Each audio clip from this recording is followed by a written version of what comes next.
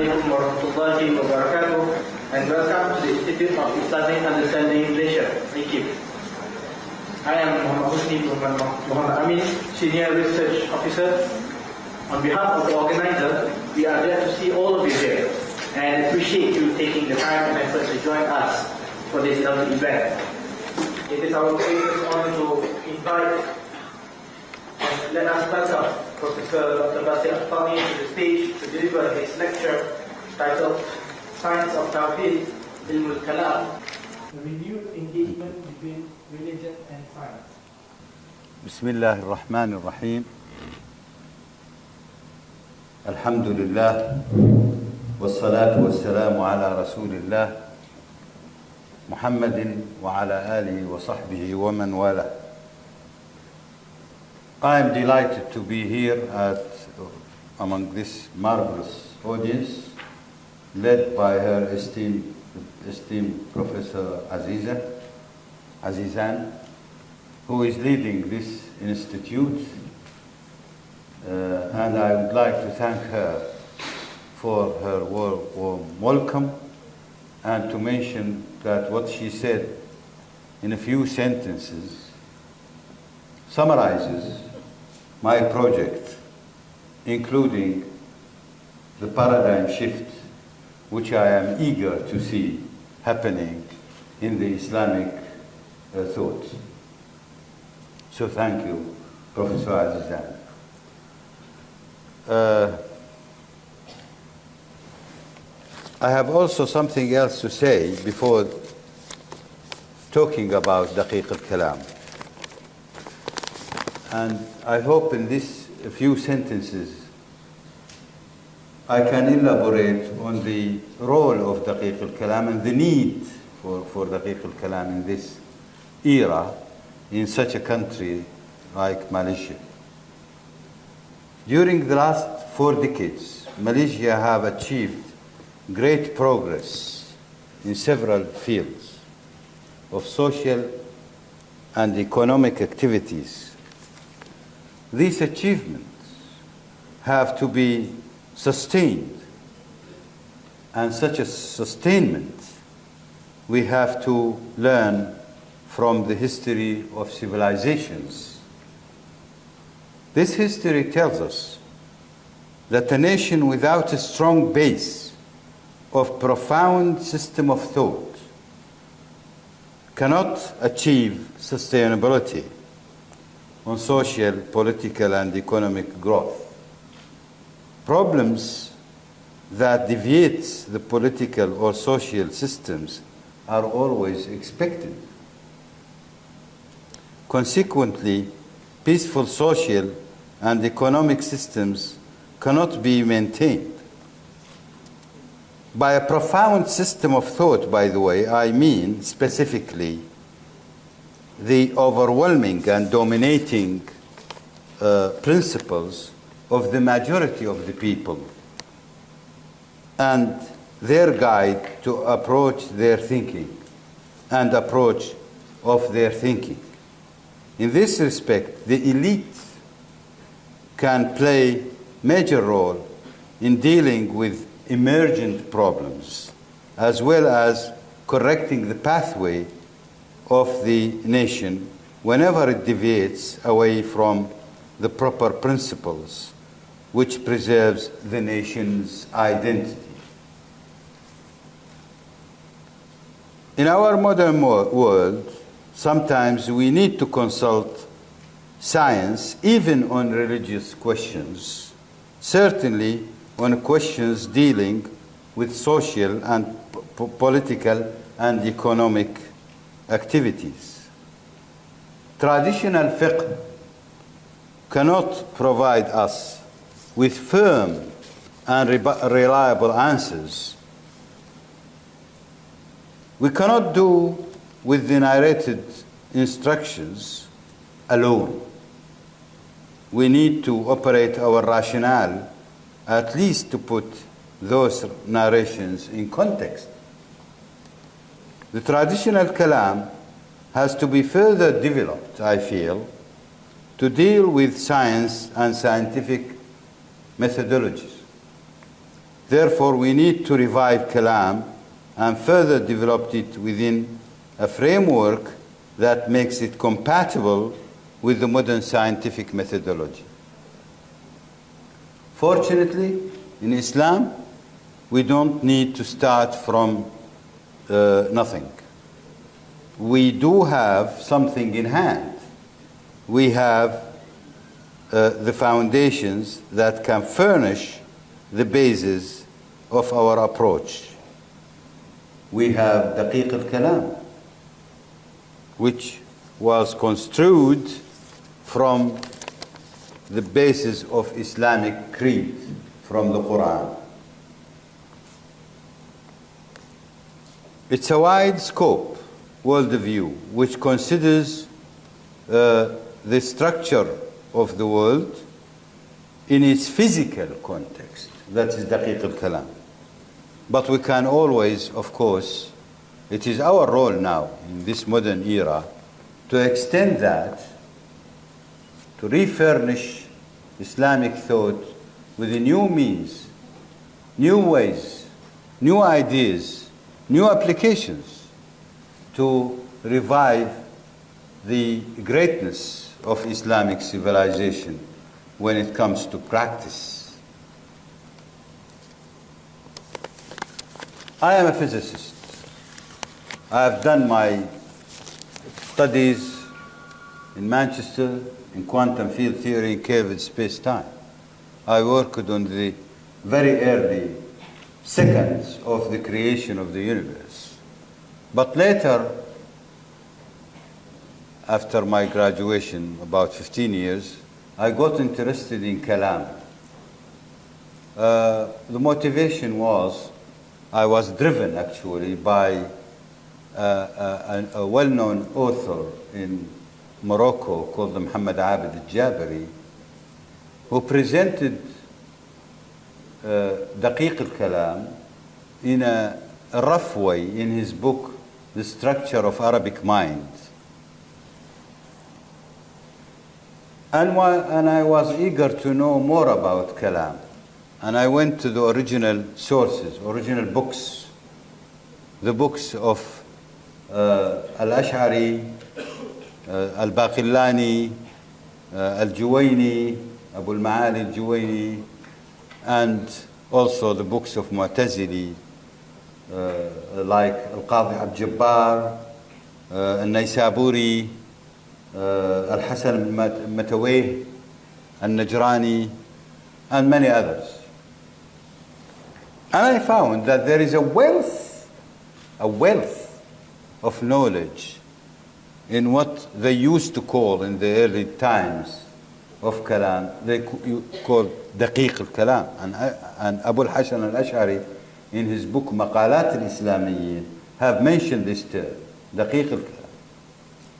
What is Daqiq al-Kalam? Daqiq al-Kalam actually is the part of Kalam. Kalam, you know, perhaps most of you know that, and Ilm al-Kalam. But Daqiq al-Kalam is the section which deals with natural phenomena, with the natural property of the physical world. It concerns with the space, time, motion, force, etc. This is Daqiq al-Kalam. Jalil al-Kalam, which is the larger part and the dominant part, Jalil al-Kalam, deals with ilahiyat, the topic of divinity, topics of divinity and divine attributes, resurrection of the dead, how would al-Ba'th wa nushur, doomsday, hell and heaven, etc. All ghaybiyat is in Jalil al-Kalam. When we read the books of Kalam, we don't see clear segregation, clear distinguish. We cannot distinguish clearly in a section or a chapter on Daqiq al-Kalam and a chapter on Jalil al-Kalam. But thanks to the pioneering mutakallimun especially of the Ash'arite, that they have put certain chapters dealing directly with topics of Daqiq al-Kalam. Like, for example, Abu al-Ma'ali al-Juwayni in his book Al-Shamil fi Usul al-Din, specifically. You see about 90 pages or so specifically about Daqiq al-Kalam. Unfortunately, Kalam was blamed for creating social and religious problems in the 4th century, the 4th century after Hijrah. And sometime in 425, Al-Qadir Billah, the Abbasid Khalifa, issued a declaration called Al-I'lan Al-Qadiri, also called Al-Sahifa Al-Qadiriyya, or Al-Bayan Al-Qadiri, by which he abandoned Kalam. Both Ash'arites Kalam and Mu'tazili Kalam. Obviously, you remember the problem of Khalq al-Quran. Perhaps some of you is very well furnished with this information. And the problem is that they were in clashes that caused social unrest. So Al-Qadir Billah partly had the right to do that, but unfortunately, this I'lan al-Qadiri was formulated in a way that didn't allow even to keep the books of Kalam. And the books of Kalam were burned. Most of the books were burned. Some people kept the book under other names sometimes, giving it another. On the first page, you don't see anything about Kalam.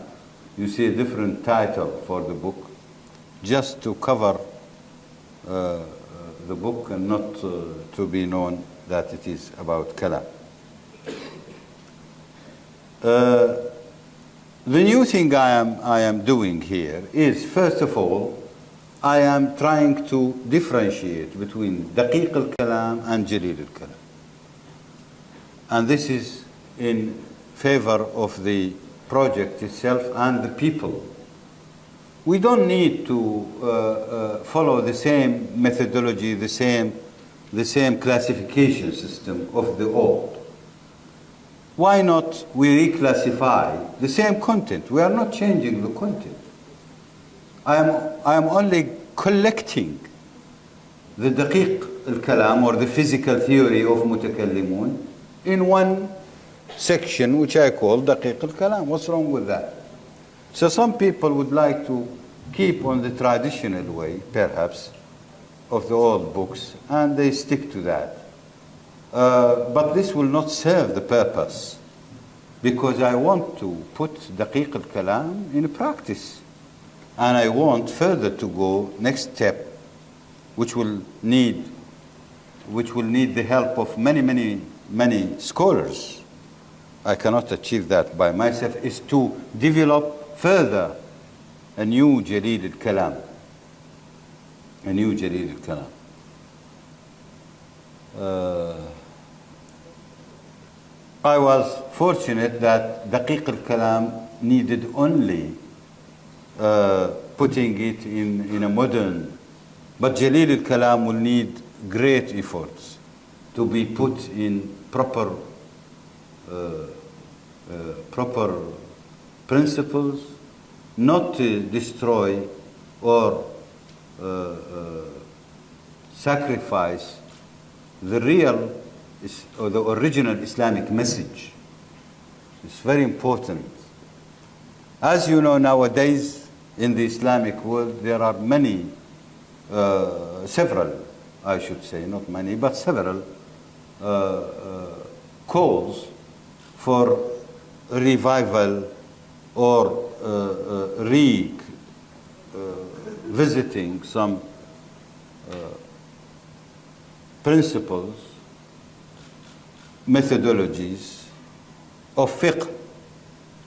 And even they go further to consider tafsir. Unfortunately, most of these calls do not have the philosophical basis, do not have the principles, a firm Islamic principles that should safeguard our ijtihad. Otherwise, we may actually distort Islam if we take those calls as at their face value, by the way. Calls from different aims, by the way. I believe that Kalam will, and Daqiq al-Kalam, will be the safeguard to start with the proper revival of Islamic or renewal. Let's use the word renewal. Yes, it's renewal of Islamic thought.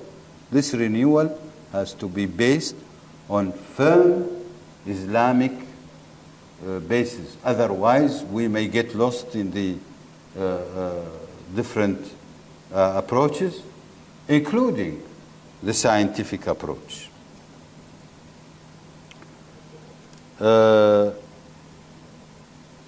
The topic of the role of Kalam in science and religion debates, I would start by saying a word about science and what's science and religion debate.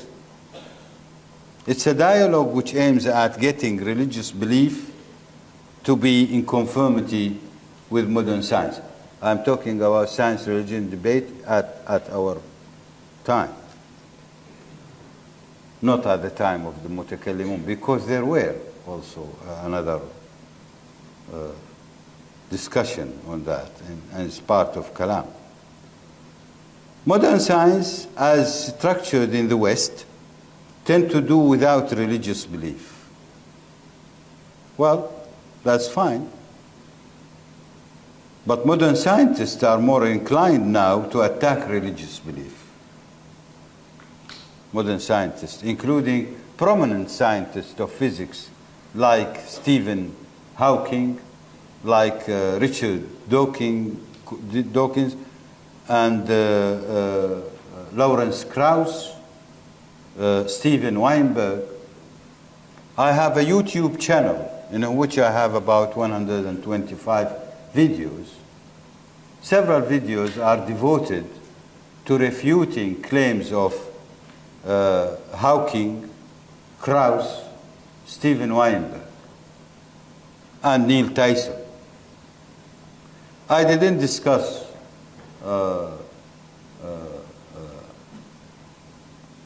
Dawkins for one good reason, that I am not a biologist. But I can strongly refute claims of Stephen Hawking because I know Hawking since 1977. I exchanged letters with him, and we both work, although he's in the rank of my supervisor. He's my teacher, Ustadi. I respect him. But when it comes to science and religion, I have different ideas. And I have exchanged some letters with him. Also, Lawrence Krauss is a colleague. I mean, some people say, you say Lawrence Krauss is wrong. Yes, I say Lawrence Krauss is wrong because I'm showing what are the evidences. And I believe that my head is not much smaller than the head of Lawrence Krauss. It's only because I am Arab.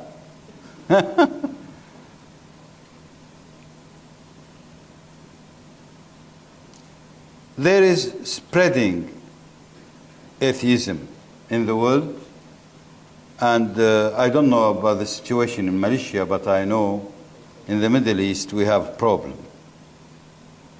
Recently, the Saudis published a book, my book in Arabic, أوهام الإلحاد العلمي, illusions of scientific atheism. 2 weeks ago, it came out of. Here I discuss arguments put forward by top scientists in favor of atheism, against religion in general. Anyway, what do we have? We have a term called scientism that claims science can provide all information we need about the world. And science can organize personal and social life, including morals, including the morals. They believe, especially Dawkins is claiming this. And they say that religion is only a personal interest, and religion is redundant in social, even in social matters. But religion claims, or believers, that science cannot cover all the needs of a human being. Science alone cannot cover all the needs of a human being. Consciousness and reason requires the existence of a transcendental agency beyond our world that is responsible for creating and sustaining the world. The morals cannot be deduced from science.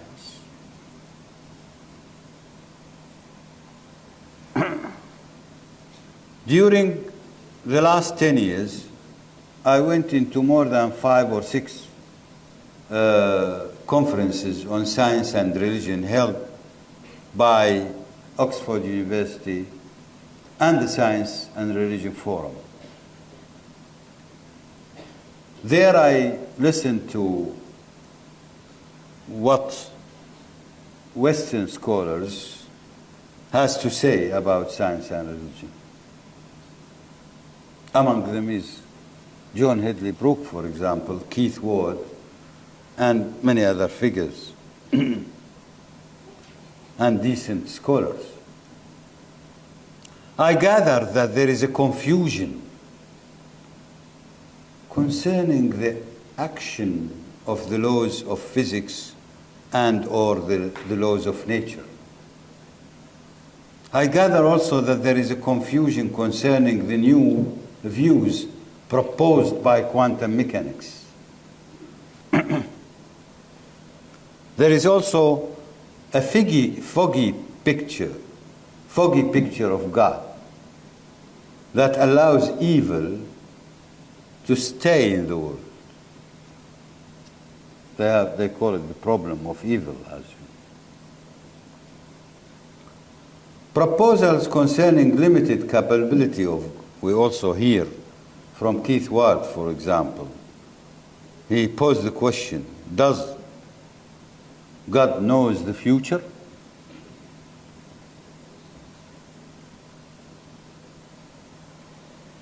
So, limiting the capabilities of God.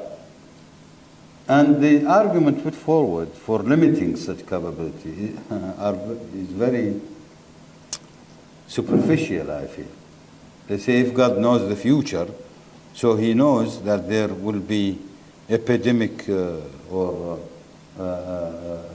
zilzal, earthquake, why he shouldn't stop it? There are many people who will die in the earthquake, for example, or spreading diseases, for example. Why he shouldn't stop it? So, in order to explain that, they say, well, God does not know the future. His knowledge is limited in some respect. John Polkinghorne says, God is not a puppeteer. When you talk But these are, by the way, theists. Keith Ward is a theist. John Polkinghorne is a priest and a particle physicist. John Polkinghorne, I met him, I visited him, I paid him a special visit actually in 2010 at his home in Cambridge. And I discussed this question, why you say God is not a puppeteer, is not ruling the... Don't you believe that God is a sustainer of the whole world? He said, yes. But then I have problem with the evil. So I cannot accept that God causes disease or orders or allows even. There's something else. God is cooperating. Nancy Murphy says, well, we can solve this problem by saying that God is cooperating with the innate properties of the world. And that is how events happen. So sometimes the evil comes from matter and energy, from the world. While God does not create evil. It is something which is inherent in properties of matter. When you go to an atheist, you hear creation needs no God. Given the laws of physics, the universe can be created spontaneously out of nothing. That's what Stephen Hawking claims, and Lawrence Krauss. Dawkins say Darwinian evolution is the answer for the development of all forms of life. And Steven Weinberg says, these are all scientists and well-known scientists. Steven Weinberg says the hypothesis of God explains nothing. The embedded assumption, and here is the point, how Islamic Kalam can correct and answer such questions. Embedded assumption is that the laws of physics or laws of nature act on their own. But did they? Did they? Second, a world without God, he says, should be run miraculously, or he believes. That's Stephen Weinberg and Krauss. Once in 2001, the John Templeton Foundation held a conference in Spain. And in that conference, there were a debate between Stephen Weinberg, the atheist, a well-known, prominent physicist, Nobel laureate, and John Polkinghorne, a respectable particle physicist, ex-particle physicist. He's no longer in physics. He's a priest. They had a one and a half an hour debate. And John Polkinghorne was so clever that he could actually, you can say, defeat Weinberg. And then Weinberg get slightly angry and he said, yes, I would be ready to believe in God if a fiery sword will come from nowhere and chop my head all of a sudden. And John Polkinghorne said, but God does not behave like that. God does not operate. He meant to say, Weinberg meant to say that if there is God, then there should be miracles happen every moment. This is not the case. خلق السماوات والأرض بالحق. بالحق means with truth and justice. And if you want to have a truth and justice, you have to have a reference. Mizan. What is the mizan? The law. If you don't have a law,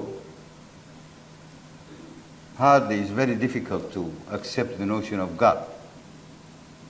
If you don't have order, organization, how can you be convinced that there is an organizer? If it is all in chaos, a miraculous universe will be in chaos. Contrary to what Weinberg thought at face value.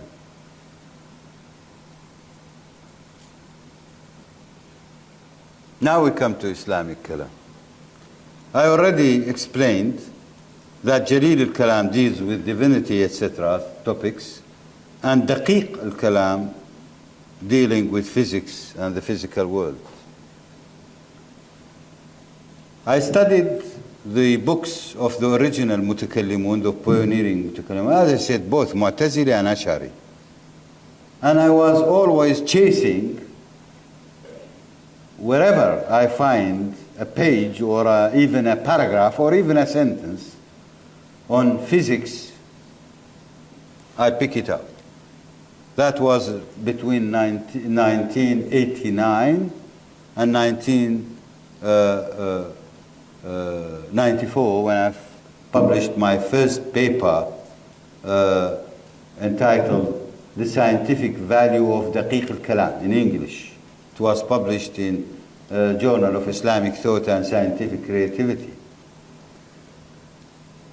And the editor was very, very much pleased with this article, by the way. Muzaffar Iqbal in Pakistan. I could gather that there are 5 basic principles of Daqiq al-Kalam. These are: number 1, temporality, that the universe has a beginning. The universe, the world, obviously Mutakallimun didn't use the word, the term universe. They used world, al-alam, muhdath, temporal, being created. Al-Ghazali makes it clearer in his book Tahafut al-Falasifa, and he says the world has been created with time, not in time. One has to be very accurate here. Not in time. Because if you say in time, it means time was existing before the creation of the universe. So then the question comes, why at this time and not any other time? No. The case is not like that. Time was created with the universe, space was created with the universe. That's what Al-Ghazali stressed.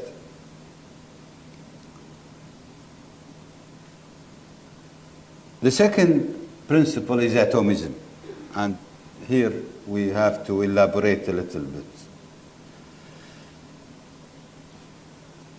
Mutakallimun assumed that the world is atomic, that is composed of units. Okay, everything is composed of units, including time. Including time. Everything. Matter, time, motion. Everything. The Islamic atom, by the way, is different from the Greek atom. One would say, well, the Greek had also atomism, Democritus. But I should also elaborate here that the Greek atom is completely different from the Islamic atom. The Greek atom is one single element. It is the non-divisible element. Well, the Islamic atom is also the non-divisible element. No, it's not quietly there. If you read the theory of Jawhar and Arab, the atom, in the original writings of the Mutakallimun, Abu al-Hidayl al-Allaf, for example, and the Jibaiyan, and Abu al-Hasan al-Ash'ari, and al-Baqillani, and from the Ash'arite, and Abu al-Ma'ali Juwayni, you see that the Islamic atom is composed of two components, the Jawhar and the Arad. They form one and the same object, correct? They form the basic element, but the Jawhar is more abstract. It's an abstract entity which accepts the Arad, accept it.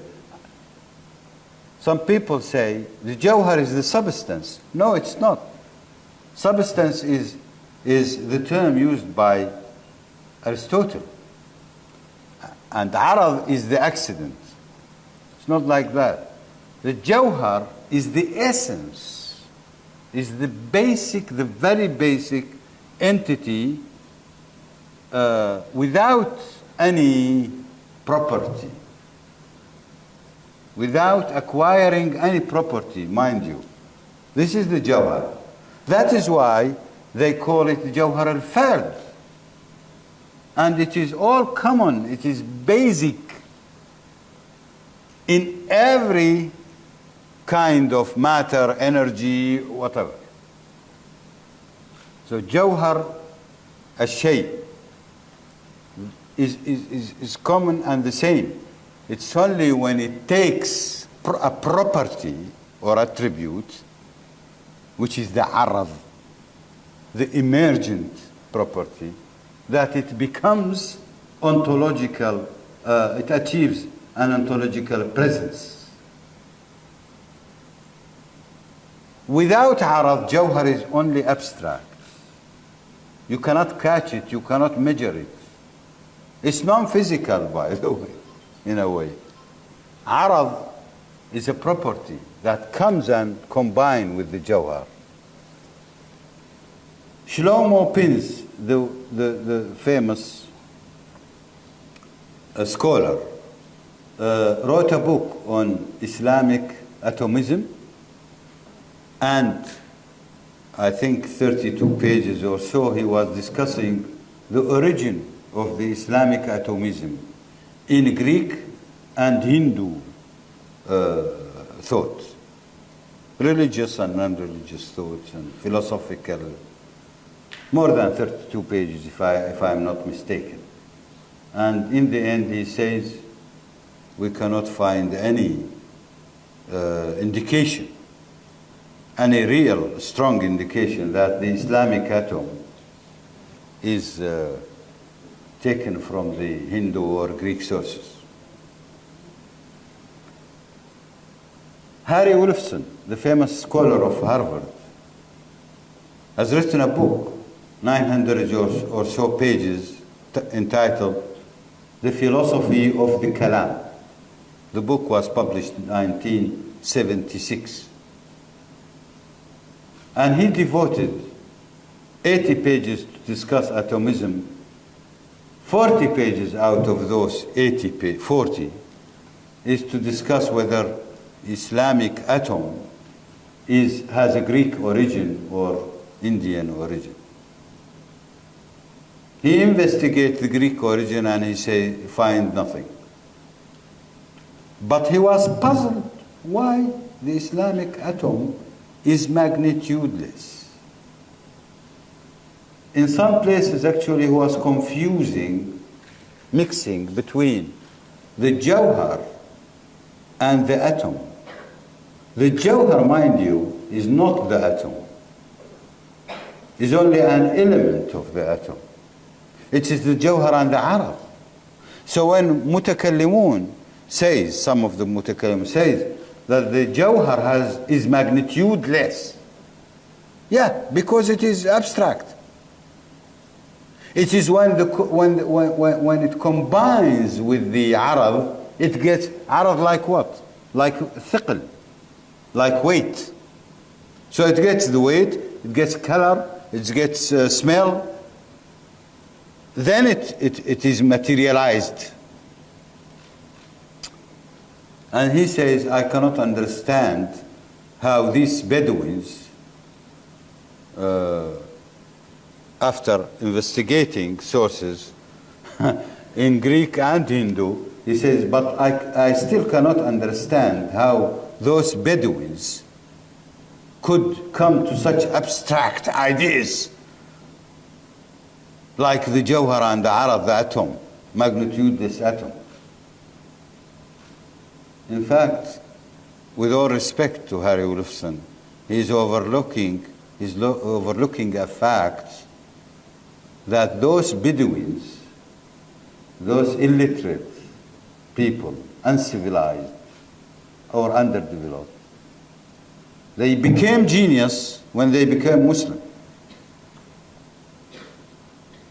He says, how come in less than 100 years such Bedouins would be elevated to such level of knowledge, which needs hundreds of years of civilization and civilized thinking. In a few tens of years, they become knowledgeable and they create such concepts. It's difficult to grasp. I would say, oh dear Professor Wolfson, you are overlooking that these peoples have been converted from their backwardness, from being a Bedouin to scholar in such a short time because of the Quran, because of the Islam.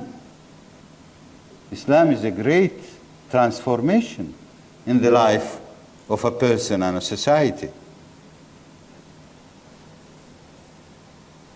The third principle of the Mutakallimun, by the way, some of the people also do not see the fact that Mutakallimun construed their thoughts from the Quran, and they had a very special methodology, approach, which is contrary to the philosophers. Greek philosophers, even Muslim philosophers. A mutakallim starts from the Quran, from the revelations. Through reason, understand nature. A philosopher follows the other way around. He looks in nature, investigates nature. Through reason, he built up the properties of the divine or the limits of the divine or etc.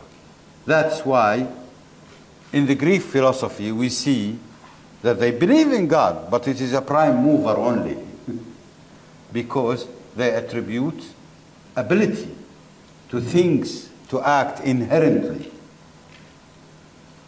They give such a power to the taba, the nature of things.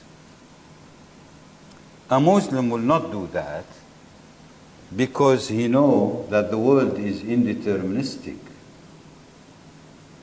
Because he knows that God has created the world. He believes that God created the world and God has absolute free will. Therefore, from this very simple way, you can deduce that the world has to be indeterministic. Should it be deterministic, then it will be in conflict with the freedom or absolute freedom of God. Should the world, the events on the world happen deterministically, must happen. Whenever the conditions are available, then it must happen. Then we have a problem there with religion, with the belief. So, Mutakallimun started from God again, through reason to understand nature. That is why they were actually working binurillah, by the nur of the word of God. God does not ask you to freeze your brain. Never. God says, قُلْ سِيرُوا فِي الْأَرْضِ فانظروا كيف بدأ الخلق. كيف بدأ الخلق. I remember when I first came back from Britain in 1978, there were one colleague woman, and she asked me, what is your precise specialization? I said, creation of the universe. The very early moments of the creation of the universe. And she said, oh God, this is haram. Why you do that? I said, why haram? She said, because this is an act of God. You should not study such things. I said, haven't you read in the Quran, قُلْ سِيرُوا فِي الْأَرْضِ فَانظُرُوا كَيْفَ بَدَأَ الْخَلْقِ. بدأ, how creation was all started. قُلْ سِيرُوا فِي الْأَرْضِ. See, move in the earth and see. So God will never ask you to freeze your mind. Unfortunately, it's spreading certain public ideas that has brought to that woman the notion that if you deal with the khalq, original creation, then you are in a very, very dangerous area and you may get out of Islam. This is not correct. There is no limit to the thinking. But if you know the proper rules of Islam, the proper way of thinking of Islam, Islamic creed, then you will be really safe. Muslims thought the world is indeterministic. The متكلمون in دقيق الكلام, original دقيق الكلام. And also they decided that it has to be probabilistic. Therefore, since it is indeterministic, they devised a principle called recreation. That God recreates who what? The jawhar? No. Recreates the a'rad. Recreates the properties. So when you look at this color here, a red. This red is being recreated billions and billions and billions of times a second. Why? To achieve. Why they suggest this? This is the interpretation of Allahu la ilaha illa huwa al-hayyu al-qayyum. Allah says in the Quran, La ilaha illa huwa al-hayyu al-qayyum. How can we understand qayyum? They suggested. Perhaps there are other ways to understand al-qayyum. But they understood it like this.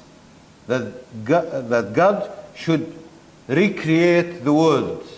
What should he recreate? The possibility of recreating the emergent a'rad. That's why they say al-a'rad la tabqa zamanayn. The a'rad, between two brackets, accidents, do not stand too innocent. Change.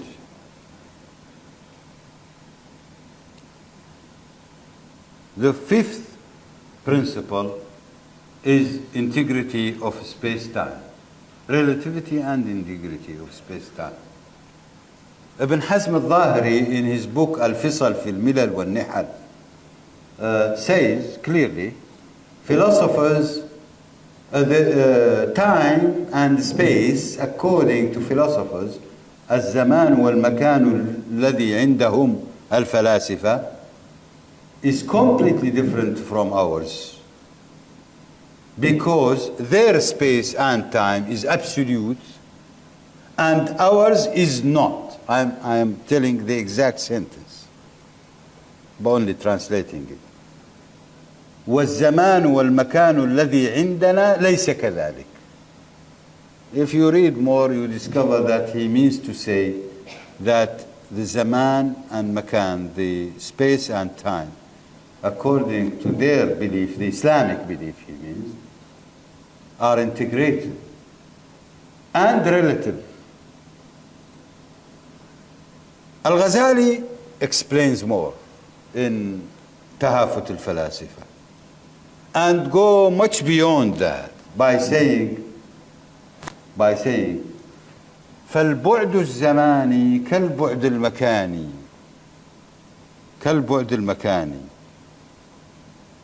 which means that time, the time dimension, and this is the first time I read this term, dimension.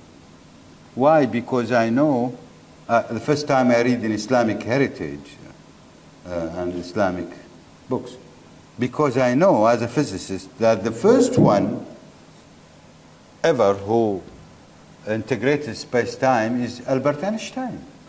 The first one to talk about time as a dimension. And that's why they say Einstein added a dimension to the world. 3 dimensions, adding time, it became 4-dimensional space-time. But now I see that Al-Ghazali was looking at time in the same way, and he called for treating time on equal footing as space. Clearly, Professor, in Tahafut al-Falasifa.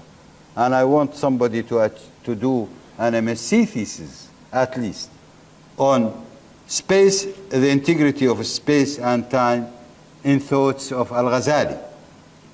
And if you like somewhere else, this is a very good topic, by the way, for an MSc or PhD thesis.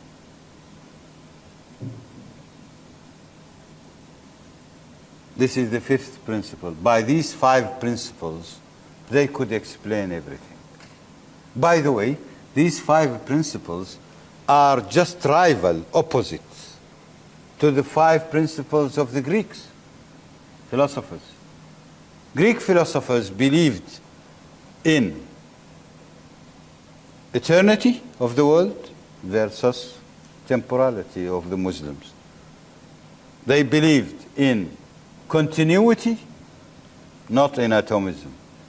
They believed in deterministic world, and they believed in permanent creation, not recreation, not renewed creation.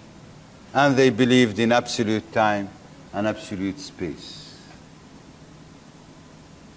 So the 5 principles of philosophy of nature in Kalam, in Daqiq al-Kalam, are just the opposite to the Greek.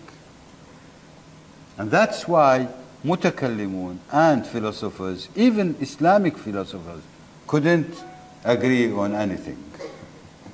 They didn't agree on anything. Only late philosophers tried to pick up some of the Kalam terms, and late mutakallimun also tried to pick up some philosophical terms. Yes, as far as I can see. They tried to employ philosophical, I mean, particularly Al-Fakhr al-Razi in particular.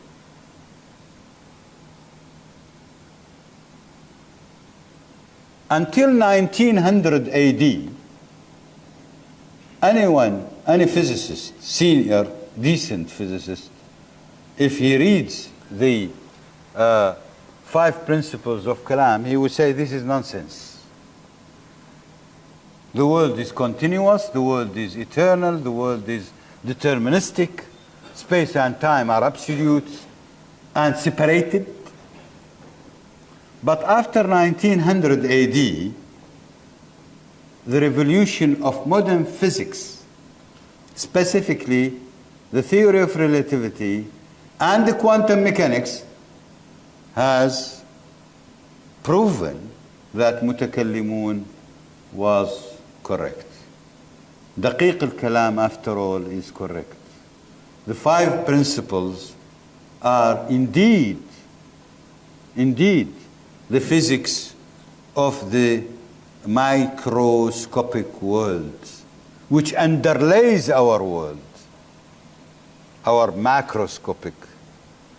Obviously, you can't see indeterminism in everyday life. You see that as if everything is deterministic. I throw this and it will fall, definitely. Quantum mechanics nowadays tells us that there is a very small probability, in this case, in the case of this piece of this size, very, very small probability that it will not fall. As you know, philosophically, I am not interested in the figure, how small it is. I am interested in the principle. Is there non-zero probability that it will not fall? Yes. Therefore, the world is indeterministic.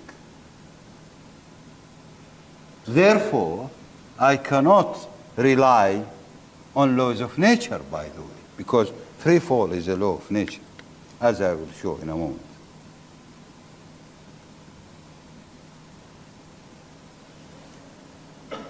Also, for your information, without indeterminism, without probabilistic behavior of the microscopic world, your mobile phones will not work. In your mobile phone, there are thousands or even tens of thousands of small crystals, microscopic crystals, inside which electrons are trapped with less energy to cross the barrier, the walls of the crystal. If there were no quantum mechanics, these electrons cannot form a current through the crystals. Consequently, your mobile phone will not work. Many other applications, thousands of applications in quantum mechanics or in nature depend on quantum effects. And the picture driven by mutakallimun or given by mutakallimun, especially in Daqiq al-Kalam, in the 5 principles I just mentioned, explains very well the nature of quantum world, including especially the principle of recreation. Concerning eternity of the world, I think everybody knows now that the universe had a beginning in time. The Big Bang, everybody knows now, even laymen knows that this is a fact of nature, that the universe has a beginning in time. Once Stephen Hawking and William Hartle tried to prove that the universe has no beginning in time, they discovered that it could have been existed in imaginary time. Some people thought the word imaginary means something you can imagine. No, they mean square root of -1. And I sent a letter to Hawking saying, "Dear Professor Hawking, thank you for this conjecture that the universe could have existed in long time in imaginary time. But I hope you tell the people," and he did, by the way, in later interviews, that this is not that something you can imagine or cannot imagine. It is square root of -1, and this square root of -1 is not physical. So the universe didn't exist. You haven't proved that it exists in reality. It exists in epistemology, could be. If you like, it existed in the will of God. Could be. If you like to say that the square root of, because square root of -1 is not physical, it's not measurable. Simple. Whatever physical has to be measurable, by the way. If it's not measurable, it's not physical. Love is not physical. Hate is not physical. Jinn is not physical. Malaika is not physical. You cannot measure them. You cannot catch them. But weight of this glasses is physical. I can measure weight, length, etc. Any other properties. The problem is that we need to understand certain vital, very important things, and that is laws of, to differentiate. One of them is to differentiate between laws of physics and laws of nature. As I said in the beginning of this lecture, that some physicists do not differentiate even between laws of physics and laws of nature. They sometimes say, given the laws of physics, you can have the universe created without, instantly or out of nothing. Spontaneously. It's not correct. What are the laws of physics? What are laws of nature? Laws of nature, in simple words, is the phenomena without specifying any reason for that, an explanation. The phenomena. Solar eclipse is a law of nature. Without necessarily, you know that the moon is rotating, etc., etc. Also, cotton. You throw it in fire and it sets fire. Law of nature. Without knowing anything about molecular energies and dissociation and all that. You don't need to know that. This is a law of nature. Quantum mechanics proved that laws of nature are indeterministic. Events occurring in nature are indeterministic. How could it be reliable to do any action? Therefore, it's clear that a law of nature would need a driver, would need something to push it, to work. It's only a relationship. Laws of physics, on the other hand, are what we devise, what we imagine, what we... Newton put law of gravity. The force of gravity is proportional to 1 over r square, distance, square of distance. 250 years later, Einstein came and proved and showed that this is not correct. Not only in calculation, but in concept too. The whole concept of action at a distance was demolished by Einstein. And instead, he suggested the curvature of space-time. Gravity is a curvature of space-time. So if laws of nature cannot act because they are indeterministic, and if laws of physics are actually our own explanation and imagination, and it could change over the years as we discover new things, new theories, who is playing the game in the world? Who is moving this world? Certainly there should be an agency. But what kind of agency? Is it part of the world, like Spinoza thought? It's whole forces in the world? No. If it is part of the world, it has to obey and abide by the same laws of the world. Therefore, we'll need a mover, we'll need a driver, a coordinator. Therefore, such an agency has to be transcendental, beyond space and time and matter. Correct? Simple argument. I feel that Daqiq al-Kalam is capable of answering all questions concerning nature. There remains obviously some theological questions.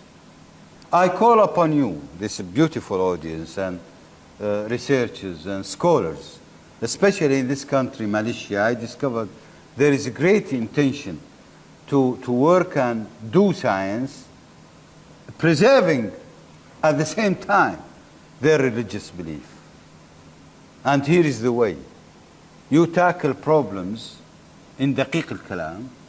First you can grasp what is Daqiq al-Kalam systematically, and then you can do research, many problems. I can list at least 10 PhD titles, 30 MSc titles of problems to be tackled on such level in deep philosophy. For example, the concept of vacuum, according to Mu'tazilite and Ash'arite, is a topic to be, this deserves also a PhD or an MSc thesis.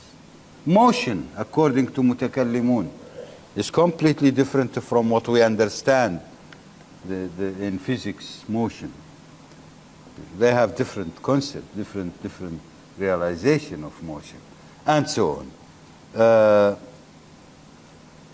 I admit that when it comes to divinity question, the research will become very difficult, because here you have to be very, very cautious, you know. This is something concerning the aqidah. One has to be cautious not to repeat the problems of old Kalam, because the old Kalam was abandoned for this problem, the aqidah, the contradictions.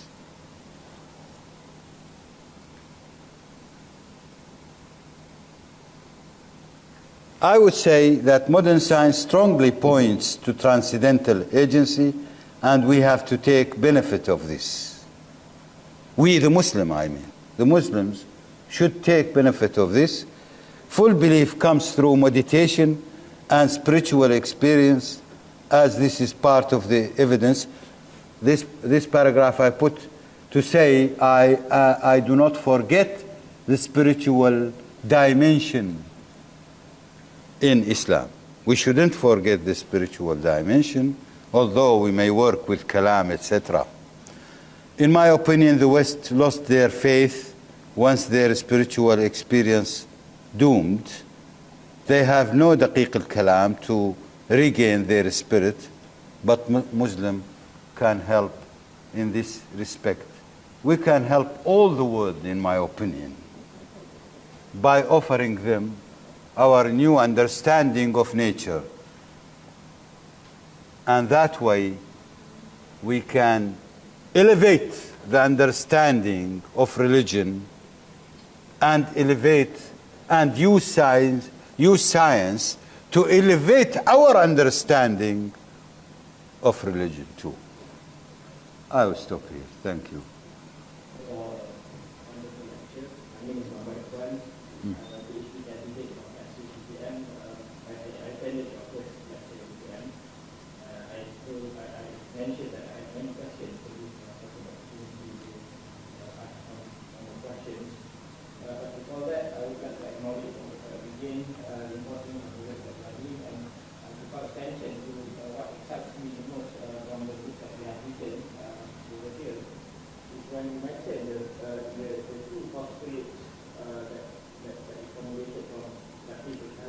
Yes.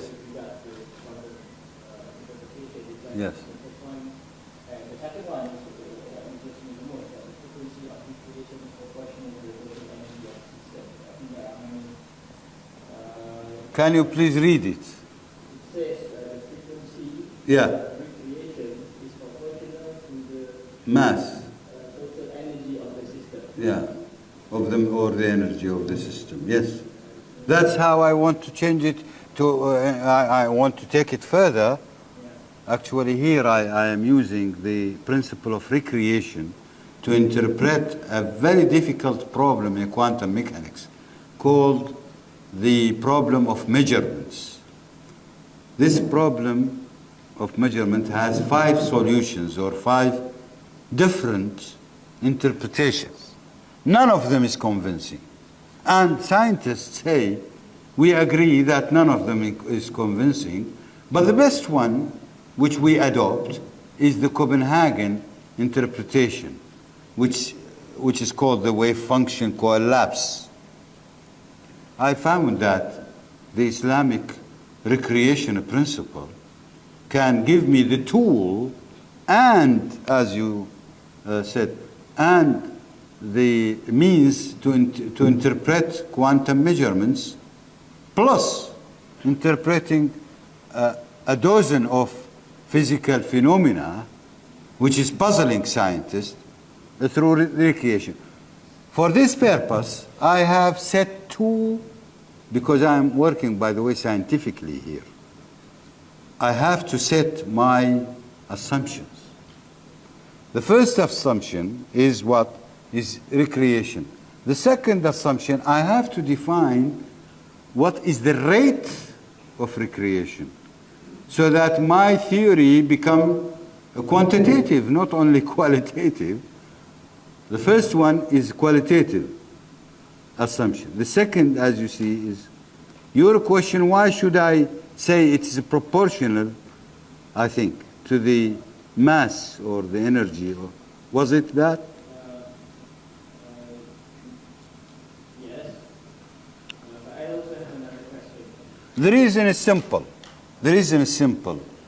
Whenever you want to construct in physics quantitative identification of you look for the most fundamental elements, defining that. I want a frequency. How I get it? I get it from the energy divided by Planck constant. Planck constant is a very fundamental constant. And the energy is a very fundamental property of the particle. By the way, the mass and energy is equally the same in physics, because mass multiplied by square of velocity of light is energy. Velocity of light is constant of nature. That's why when you say mass or energy, no difference. If I divide the energy of any system, I get the, by Planck constant, I get the frequency of recreation. And this will allow me calculate things like, for example, solve problems like quantum entanglement, the double slit experiment, interpretation, etc., etc. And you mentioned in this particular lecture today, some of your intentions that one, you have collected the works of Kalam from the traditional sources. Yes. And classify them into That's right. well-defined categories. That's right. And then you mentioned something that I don't remember finding it in your book, where you say you will then, although it requires many works of many scholars, you use it to reconstruct Jalil al-Kalam. Yes. You mentioned just now. That's right. My question is that in the Kalam tradition, it's always the case that we move from the divine the consideration regarding to the Vaidiyat. From there, we move towards the ones that revolve around creation, around things in this world. No, not from Ghaibiyat, from the Quran. Yeah. From Quran. Then Sorry. the approach here sort of change the trajectory of that. No. I hope I am not going to be misunderstood in this point, at this point. When I say the mutakallim construed the principles of the fiqh, they didn't construe it from their Jalil al-Kalam. No, they construe it from the Quran. And the Quran is not Jalil al-Kalam. Jalil al-Kalam is an artifact, actually. It's a generated thoughts according to their interpretation for divinity. And when I call for renewing Jalil al-Kalam, I have something in mind, by the way. For example, the topic of sifat, mabhath al-sifat, in the old Jalil al-Kalam, takes hundreds of pages. Mabhath al-sifat, the attributes, divine attributes. In my new Jalil al-Kalam, I hope it will be no more than 10 pages. Why? Because I say, Allahu la ilaha illa huwa al-hayyul qayyum, and I say, Allah has the properties which is Sami', Alim, Jalil, as in Al-Hashr, Surah Al-Hashr.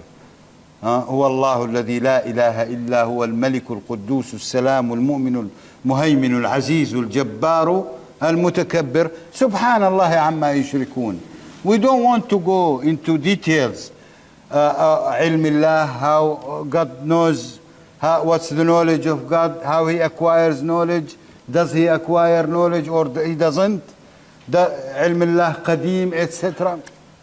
I don't want all this. وتلك الأمثال نضربها للناس لعلهم يتفكرون. They should not تفكر في ذات الله, they should تفكر في مخلوقات الله. So I take it as face value, by the way. Many items which was big problem in the old Kalam, for me it's very, very small problem because I go back to the Quran now. I don't construe anything from Jalil al-Kalam. Yes, thank you. Yes, Aziz and Dr. Professor Aziz.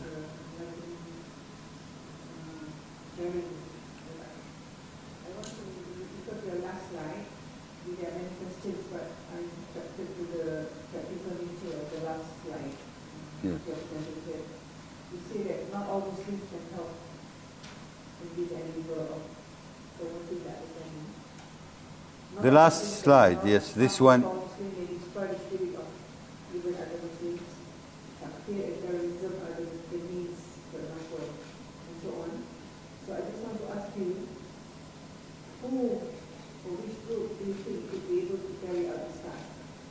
To carry out what? The Sorry. task that he's doing. Who can help? Which Muslim can help? Most Muslim can help. Most, but not all, I said. Not all Muslim can help offering the world. Because if you say to somebody because he is a Christian, kafir, najis, finished. You have cut everything. If you say he is murtad, for example, to a Muslim who doesn't follow certain doctrines, you say this is murtad, as happened in my city, in Mosul. Maybe one last question because we are supposed to end 4:50. Yes, Dr. Moret. Assalamualaikum warahmatullahi. Thank you, Professor. Yeah. I'm sorry. I was looking My good. name is Muhammad Khalid. I'm here. Muhammad Faz. IT. Yeah. Thank you for the very enlightening presentation. I just want to ask about these 5 principles of Untitled Chapter. Yes. Are they exhaustive? Can we, for example, generate some sub-principles from this? And how do we move forward in our today's Muslim intellectual environment from these principles of Kalam? How do we move forward? Why not?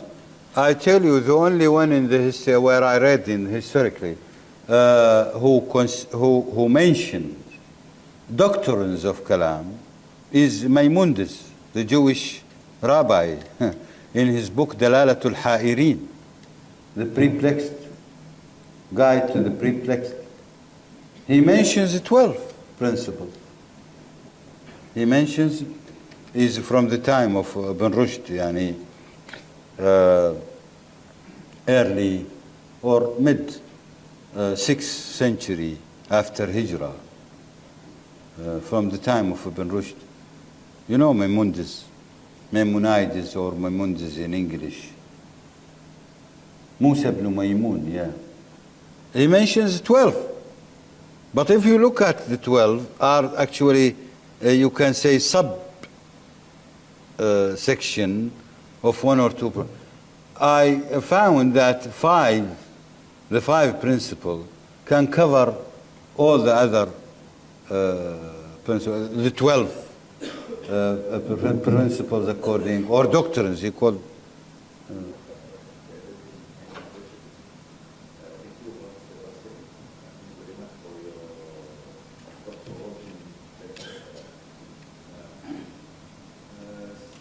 Some researchers accuse that the Mutakalim in their already very indigenous.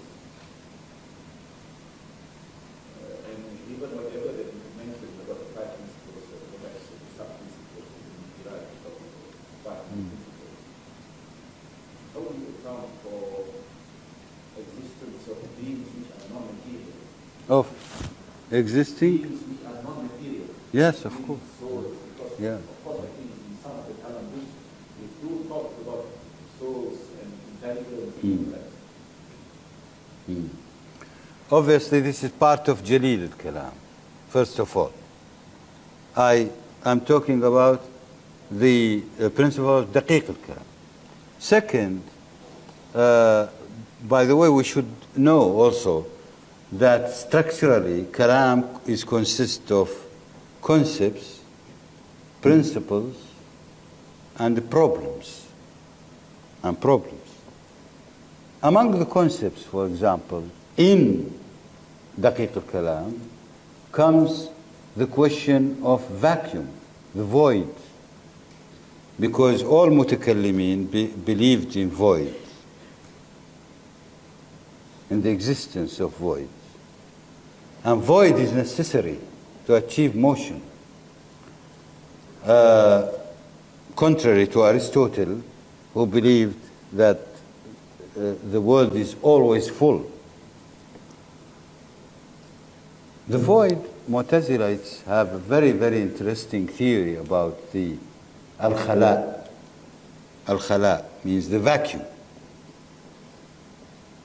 A question was asked.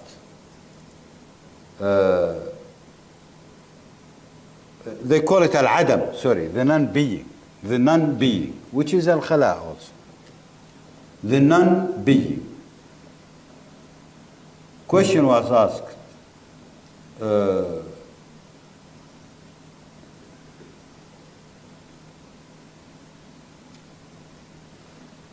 is the non-being shay, something or nothing? Mu'tazilah said it is something. Why?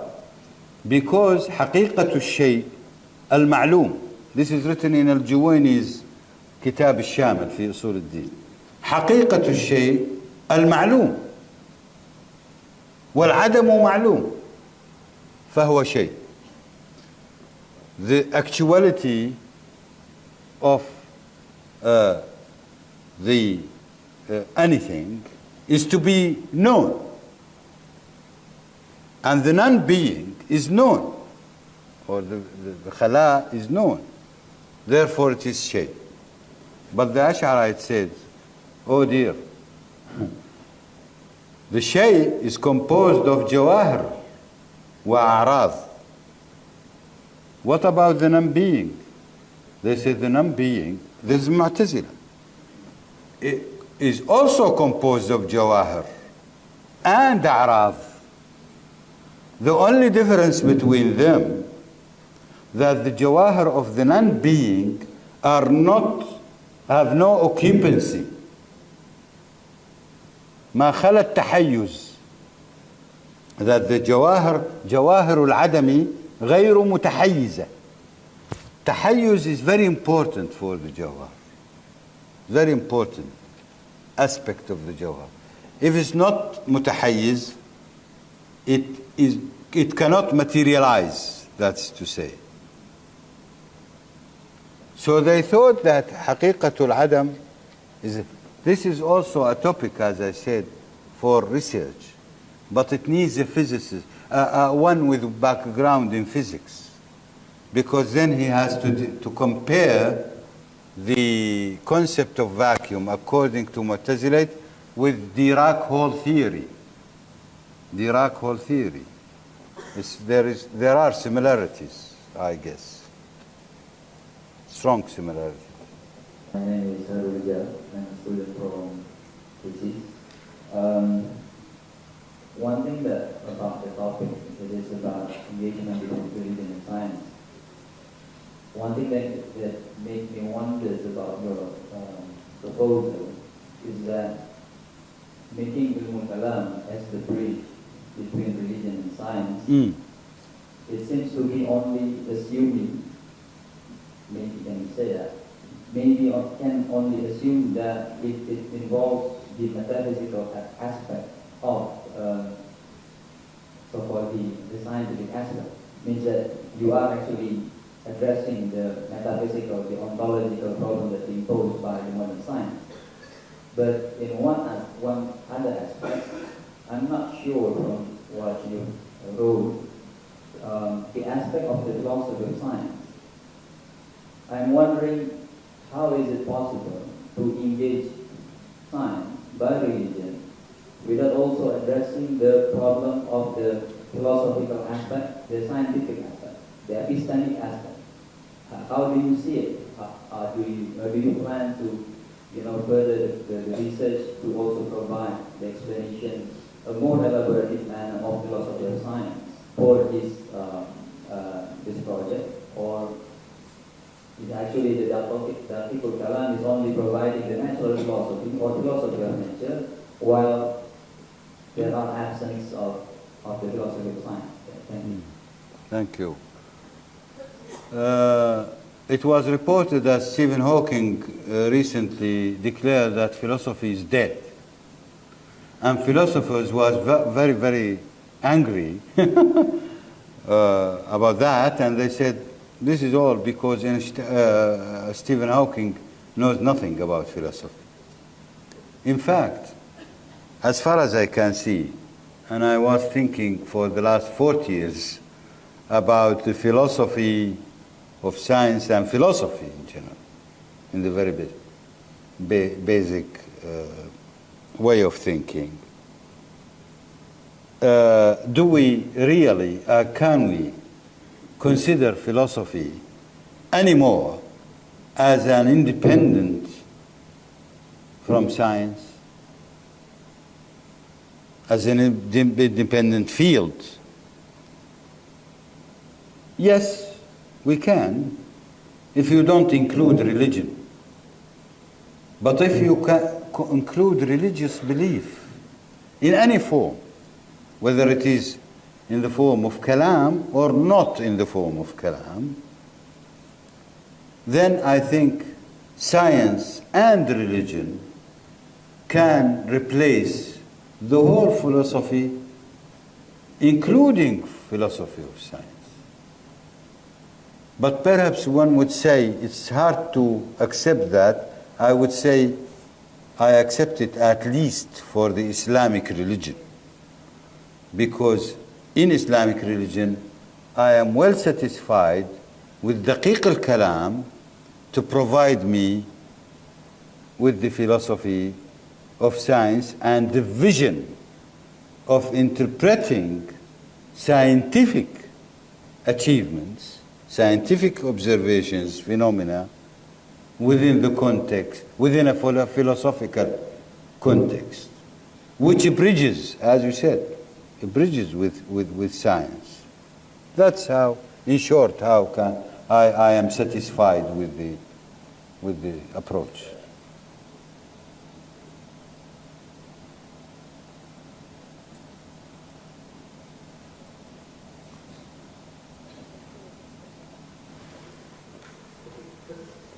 Thank you. I would like to thank you again, if there are no other questions, and I am very grateful to those who organized this occasion. I am very much delighted and happy with this marvelous audience. And thank you. Assalamu alaikum.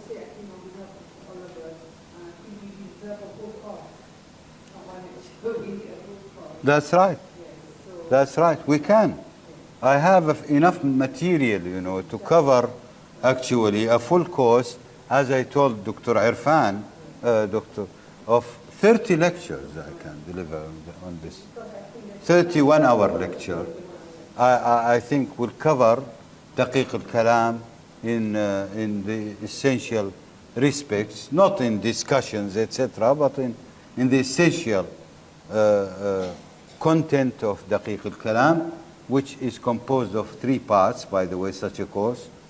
Historical part, then you have the principle, part 2, principles, the 5 principles, with, of course, detailed authentication of the sources. And the 3rd part is applications. Applications in science and philosophy of science. Yeah. Okay. Opinion? Okay.